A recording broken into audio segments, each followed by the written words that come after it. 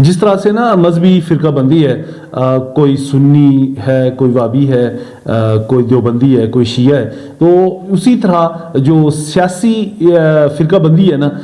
یہ لوگوں کے لیے خاصے مسائل پیدا کر رہی ہے۔ ہر جماعت جو ہے وہ دو دو گروپس یا تین تین گروپس میں تقسیم ہے۔ مسلم لیگ نون کی ہی بات کر لیں تو اس میں دو تگڑے گروپ ہیں، ایک شاداب لیگ ہے اور دوسری جو ہے وہ ایاز لیگ ہے۔ اب جو نیاز شامل ہونے والا ہے اس کے لیے مسئلے مسائل بن جاتے ہیں۔ اسی طرح پیپلز پارٹی کی اگر بات کریں تو پیپلز پارٹی میں 3-4 گروپس ہیں، اس میں حنیف کھٹانہ گروپ ہے، مشتاق گورسی گروپ ہے، اس کے علاوہ قیوم قمر گروپ ہے۔ تو جو بندہ پیپلز پارٹی میں شامل ہوگا تو وہ سوچے گا پہلے کہ میں کس گروپ کے ساتھ جاؤں۔ اسی طرح اگر پی ٹی آئی کی بات کریں تو پی ٹی آئی میں بھی فی الحال 2 گروپ ہیں، جاوید شاہد جو نئے سیاستدان آئے ہیں پی ٹی آئی کی طرف سے، اور اس کے بعد رفیق نیت صاحب جو پرانے سیاستدان اور پی ٹی آئی کے پرانے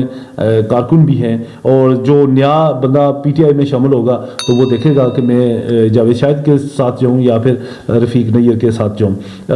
جو انصر عبدالی ہیں P T I forward block کے، تو وہ ابھی سولو فلائٹ لیے ہوئے پڑے۔ اب جمہوریت جو ہے یہ ایک عجیب سا کھیل ہے، اس میں یہ نہیں دیکھا جاتا کہ کوئی کتنا بڑا عالم ہے، کوئی کتنا بڑا اسکالر ہے، کوئی پروفیشنل ہے۔ یہاں جو ہے اس کا بھی ایک ووٹ کنسیڈر ہوگا، گنتی کے طور پہ وہ شامل ہوگا کسی بھی جماعت میں، اور جو ایک عام آدمی ہے، کوئی جاہل ہے، ان پڑھ ہے، لچا لفنگا جیسا بھی ہے، اگر وہ 18 سال سے اوپر آئی ڈی کارڈ اس کا بنا ہوا ہے تو اس کے ووٹ کی بھی وہی ویلیو ہے جو ایک طرف کسی بڑے کسی جو فن خان کی ہوگی۔ لہٰذا معزز قسم کے لوگ ہوتے ہیں،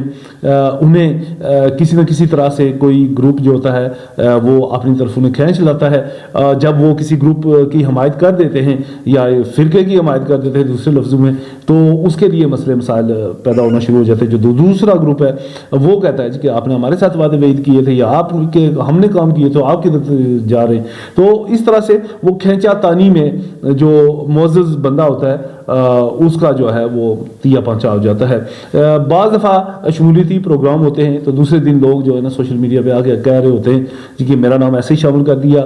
میں تو اپنی جماعت یا اپنا جو بھی ہے میرا نام لے لیا، تو اس کی وجہ سے خاصے جو ہے نا بعض دفعہ سبکی بھی ہوتی ہے۔ دوسرے پروگرام کے بعد نا کوئی نہ کوئی اس طرح کا معاملہ بنتا ہے، تو یہ جو سیاسی فرقہ بندی ہے یہ لوگوں کے لیے خاصے مسئلے پیدا کرتی ہے۔ اب کچھ لوگوں کی جو ہے وہ سیاست مجبوری ہے، وہ مجبوری اس طرح سے کہ اگر کوئی ملازم ہے تو اسے اپنے تبادلے کا خطرہ ہوتا ہے کہ کہیں انتظامی طور پہ ایسی جگہ نہ بھیج دیا جائے جہاں سڑک بھی نہ جا سکے،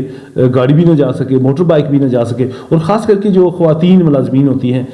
ان کو انتقامی طور پہ بعض دفعہ اتنی دور پھینک دیا جاتا ہے کہ ان بیچاریوں کے پاس اور کوئی چارہ ہی نہیں رہتا، اور پورا خاندان اس کی وجہ سے جو ہوتا ہے